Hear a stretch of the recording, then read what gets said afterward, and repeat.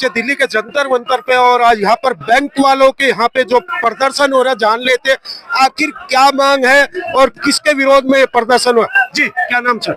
मैं S K Gautam, president Punjab bank employees federation और representative हूँ United Forum of Bank Unions. Sir प्रदर्शन किया जा रहा है किस लिए आखिर?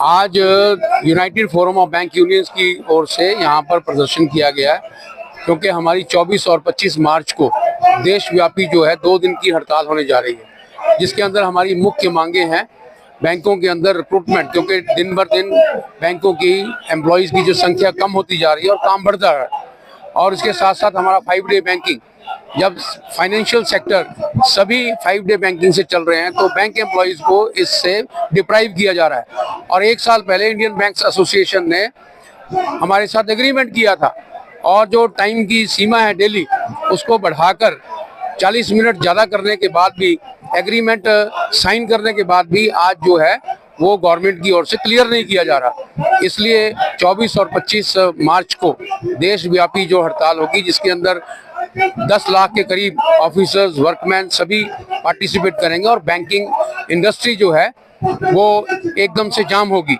क्या कहीं सरकार नहीं सुन रही आवाज आप लोगों की?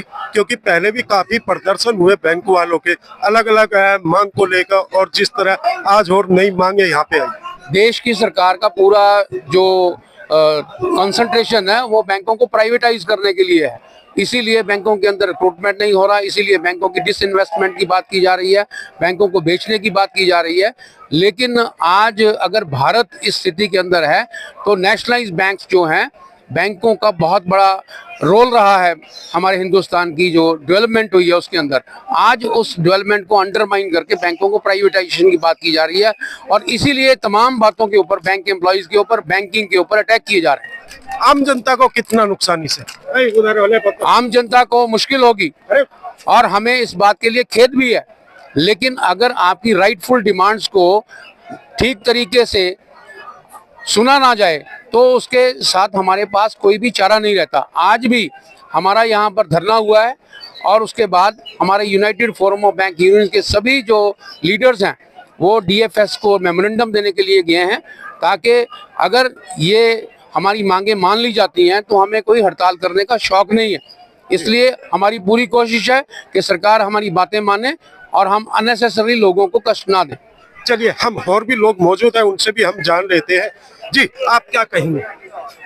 आज जो धरना है वो United Forum of bank union की तरफ से एक देशव्यापी धरना, क्योंकि जैसे सब आपको पता है बैंकों के अंदर जो रिक्रूटमेंट है बहुत देर से कम हो रही है, और बैंकों का जो बिजनेस है बहुत ज़्यादा बढ़ चुका है, ब्रांचें बहुत ज़्यादा हो चुकी हैं। जो पर स्टाफ है, आप भी कस्टमर जो है, आप कस्टमर के रूप में यदि ब्रांचों में जाते हो तो ब्रांचों में स्टाफ की बहुत ज़्यादा कमी है। इसके कारण जो बैंकों के अंदर अटैक भी कर रहे हैं कस्टमर जो है स्टाफ के ऊपर अटैक भी कर रहे हैं, ये एक मेन रीज़न है।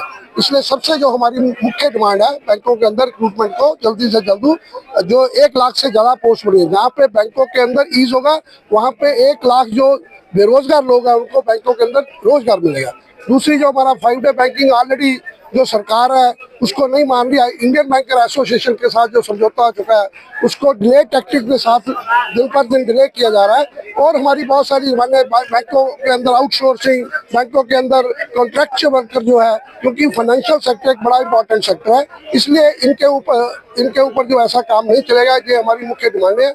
यदि सरकार ने आज के धरने से कोई सबक ना लिया तो 24-25 मार्च को जो हिंदुस्तान भर में 10 लाख के करीब बैंक कर्मचारी और अधिकारी 2 दिन की देशव्यापी हड़ताल पे जाएंगे। जी सर आप क्या कहेंगे, कहाँ से लोग इस हड़ताल में शामिल हुए और क्या लग रहा है सरकार जो मांगे है उसको मानेगी?